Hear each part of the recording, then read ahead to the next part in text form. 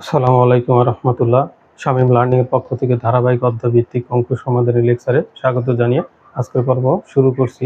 আজকে আমি ষষ্ঠ শ্রেণীর অধ্যায় 5 অনুশীলন 5 এর 24 থেকে 26 নম্বর অঙ্কের সমাধান করব। আমাদের এখানে 24 নম্বরে অঙ্ক দেওয়া আছে, কোনো সংখ্যার দ্বিগুণের সাথে 6 যোগ করলে যোগফল 14 হবে। কিন্তু এখানে কিন্তু আমাদের কোনো সংখ্যা দেওয়া নেই যে সেই সংখ্যার দ্বিগুণের সাথে সেই আমরা 6 যোগ করব, কিন্তু এখানে কোনো সংখ্যা দেওয়া নেই। তাহলে আমরা চলো দেখি সমাধানটা কিভাবে করা যায়। সমাধান সমাধান সমাধান আমরা 24 থেকে শুরু করব। সমাধান 24, যেহেতু আমাদের সংখ্যাটি দেওয়া নেই তাহলে আমরা মনে করি বা ধরি সংখ্যাটি এক্স বা ওয়াই যে কোনো একটা ধরে নেব। তাহলে মনে করি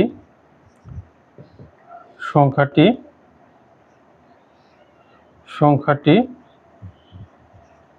সমান আমরা এক্স ধরলাম। এখন যেহেতু বলছে কোনো সংখ্যার দ্বিগুণ, যেহেতু আমরা সংখ্যাটি ধরে নিয়েছি তাহলে এই সংখ্যার দ্বিগুণ আমরা এখন প্রশ্ন মতে লিখতে পারি। প্রশ্ন মতে যেহেতু আমরা সংখ্যাটি ধরে নিয়েছি এক্স, তাহলে এই সংখ্যার দ্বিগুণ এটার সাথে 6 যোগ সমান সমান যোগফল হবে কত? 14। সবাই একটু খেয়াল করো, আমাদের কিন্তু সংখ্যাটা দেওয়া ছিল না, আমরা সংখ্যাটা ধরে নিয়েছি বা মনে করেছি এক্স। এই সংখ্যাটি দ্বিগুণ, এই দ্বিগুণের সাথে 6 যোগ করলে যোগফল হবে সমান 14। আশা করি এখন তোমরা বুঝতে পেরেছো। এখন দেখো, এখান থেকে আমরা এক্স এর মান বের করব। যেহেতু এক্সটাকে আমরা ধরেছি, এক্স এর মান আমরা বের করতে গেলে অবশ্যই এক্সটাকে আমরা বাম পাশে রাখবো, আর এক্স ছাড়া যে সংখ্যাগুলো আছে সেগুলো আমরা ডান পাশে নেব। তাহলে প্রথম আমরা 2xকে বাম পাশে রেখে 6টাকে আমরা ডান পাশে নেব। তাহলে ডান পাশে 14 আছে, আর এই প্লাস 6কে ডান পাশে নিলে হয়ে যাবে কি মাইনাস, ছিল প্লাস হয়ে যাবে মাইনাস, বা 2x সমান সমান 14-র ভিতর থেকে 6 বাদ দিলে আমরা পাবো 8, বা x সমান সমান, দেখো x এর সাথে 2টা আছে কি গুণন আকারে, অন্য পাশে গেলে সেটা ভাগ হয়ে যাবে, তাহলে 8/2। এখন 2 দিয়ে আমরা 8কে কাটতে পারি, 4 দুগুণে 8, সুতরাং x সমান সমান আমরা পেয়েছি কত? 4। সুতরাং নির্ণয় সংখ্যাটি আমরা লিখতে পারি, সুতরাং নির্ণয়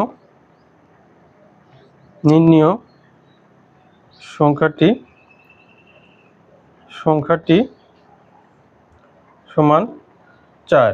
এটা আমাদের অ্যান্সার। যেহেতু x সমান, এক্সকে আমরা ধরে নিয়েছিলাম, আর x সমান আমরা পেয়েছি কত? 4।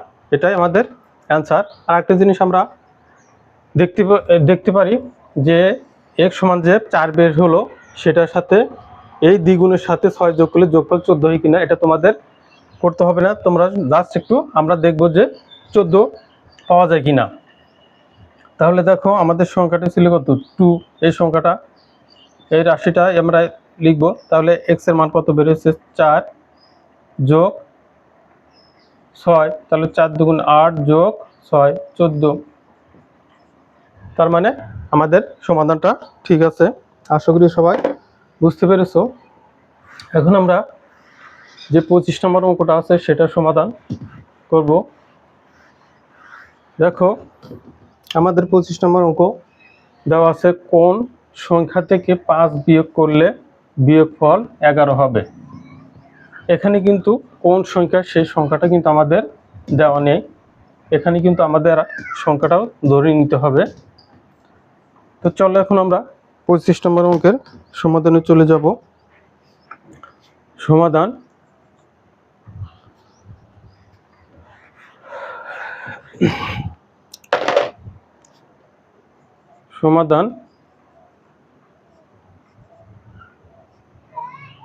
25। তাহলে এখানে আমরা ধরে নেব, মনে করি সংখ্যাটি সমান x। যেহেতু সংখ্যাটি আমাদের দেওয়া নেই, এখন প্রশ্ন মতে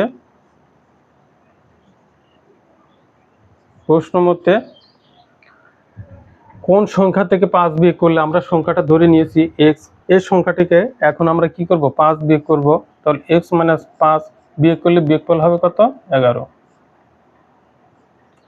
বা x টাকে আমরা বাম পাশে রাখবো, ডান পাশে 11 আছে, -5কে আমরা বাম পাশ থেকে ডান পাশে নেব, মাইনাস চিহ্ন হয়ে যাবে প্লাস। সুতরাং x = 11 আর 5 কত 16। তাহলে সুতরাং নির্ণীয়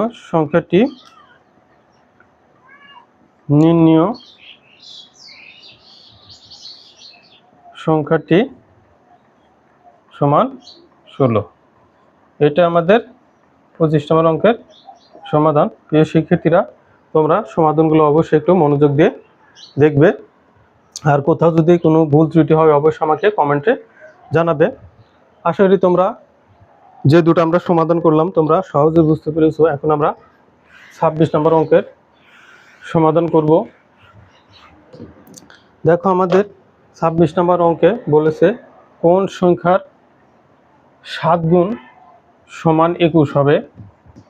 তাহলে কিন্তু এখানেও কিন্তু আমাদের কোনো সংখ্যা দেওয়া নেই, এখানে কিন্তু আমাদের সংখ্যাটা ধরে নিতে হবে। তো চলো এখন আমরা 26 নম্বর অঙ্কের সমাধান করব।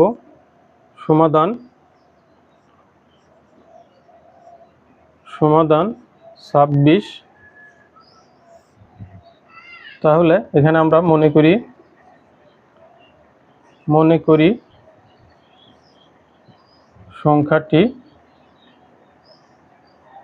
সংখ্যাটি ধরে নিলাম x। বলছে কোন সংখ্যার 7 গুণ, আমরা সংখ্যাটা কিন্তু ধরে নিয়েছি x, তাহলে আমরা প্রশ্ন মতে লিখব, প্রশ্ন মতে কোন সংখ্যা 7 গুণ, তাহলে এই যে x এর 7 গুণ সমান কত হবে 21 হবে। এই লাইনটা কিন্তু অবশ্যই অঙ্কটাকে তোমাকে আগে ভালোভাবে বুঝতে হবে, তারপর এখানে কি হবে সেটা কিন্তু তোমাকে ঠান্ডা মাথায় চিন্তা ভাবনা করতে হবে। তাহলে দেখো যেখানে কোন সংখ্যা 7 গুণ, আমরা সংখ্যাটি ধরে নিয়েছি কি x, এই সংখ্যারই 7 গুণ সমান হবে 21, বা এক্সটাকে আমরা বাম পাশে রাখলাম, এখানে x এর সাথে 7টা গুণন আকার আছে, অন্য সাইডে গেলে সেটা ভাগ হয়ে যাবে, তাহলে 21/7। এখন 21 দিয়ে আমরা 7 দিয়ে 21কে কাটতে পারি, হবে 3 × 7 = 21। সুতরাং x = 3। তাহলে সুতরাং নির্ণীয়